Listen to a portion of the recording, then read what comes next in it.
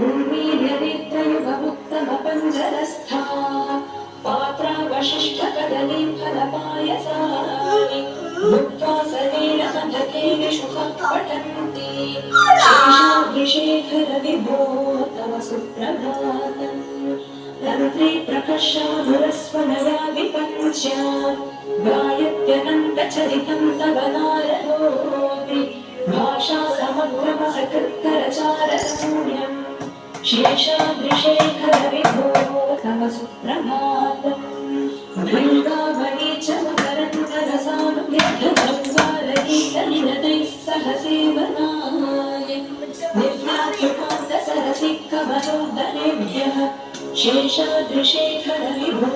तव सुप्रभातम् योषागणेन वरदग्निविमध्यमाने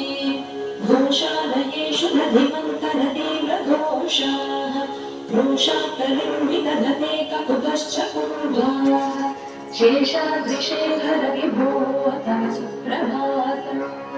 पद्मेशमित्रशतपत्रगतानि वर्गाः हर्तुं श्रियन्तु वलयस्य निजाङ्गलक्ष्म्या देवी निनादमिव बिभ्रति तीव्रनाद शेषाद्रिशेखरविभो तव सुप्रभातम् श्रीमन्नभीष्टवरदाखिललोकबन्धो